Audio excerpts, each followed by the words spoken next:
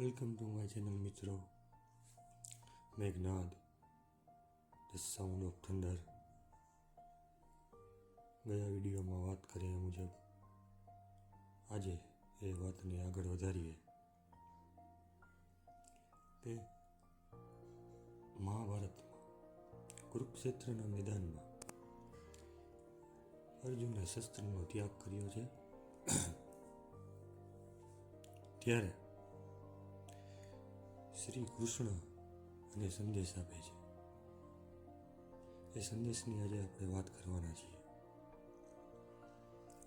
અર્જુન કહે છે, એવ મુક્વા ઋષિકેશમ ગુડાકેશ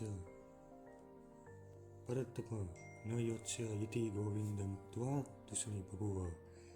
હે માધવ, હે કૃષ્ણ, હું યુદ્ધ નહીં કરું. સામે મારા પરિવારજનો છે, મારા સ્વજનો છે, હું યુદ્ધ નહીં કરું એમ કહીને શસ્ત્રનો ત્યાગ કરી દે છે.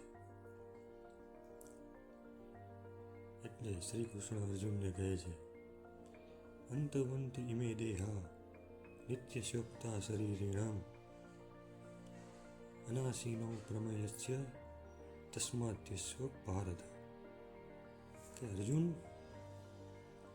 આજે આપણો જીવ છે, આપણો આત્મા છે, આ નિત્ય સ્વરૂપ જીવાત્મા, બધા શરીર નાશવંત છે.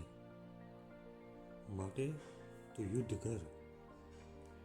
ય એનમ વેતિ હંતાર ઈશ્વન મધ્ય હતમ ઉભો તો ન વિજાનિતો નાયમ હંતી ન હયંતે. કે જે આત્માને હણનાર સમજે છે તથા આત્માને હણાયેલ માને છે, એ બંને અજાણ છે. એ કોઈ જાણતું નથી કે આત્માનો નાશ શક્ય નથી. શરીર મરી જાય છે પણ આત્મા ક્યારેય મરતો નથી. આત્માને કોઈ મારી શકતું નથી. એટલે કૃષ્ણ કહે છે કે આત્મા હણતો પણ નથી અને હણાતો પણ નથી. વેદા વિનાશીનમ નિત્ય એનમ અજયમ વિરમ કથમ સ પુરુષ પાર્થમ કમ ધાતયતી હંતી કમ. કે હે પાર્થ, હે અર્જુન, આ માણસ આત્માને નાશ રહિત નિત્ય અજન્મ સ્વરૂપ જાણે છે. તે પુરુષ કઈ રીતે કોઈને હણી શકે કે કોઈ કઈ રીતે કોઈનાથી હણાય? કે જે આત્મા કોઈનાથી હણાતો જ નથી અર્જુન, તો તું એવું કેવી રીતે કહી શક કે હું કોઈને મારું છું અથવા કોઈ મારા દ્વારા મરે છે? એટલે અર્જુન, તું આ બધું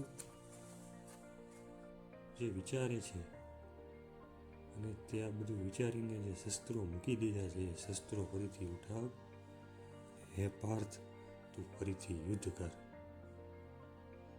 બસ મિત્રો, આજે આટલું જ. આગળનો સંવાદ આપણે આવતા વિડીયોમાં જાણશું, આવતા વિડીયોમાં સાંભળશું. તો મિત્રો, આ ચેનલને લાઈક કરો, શેર કરો અને સબસ્ક્રાઈબ કરો. Thank you.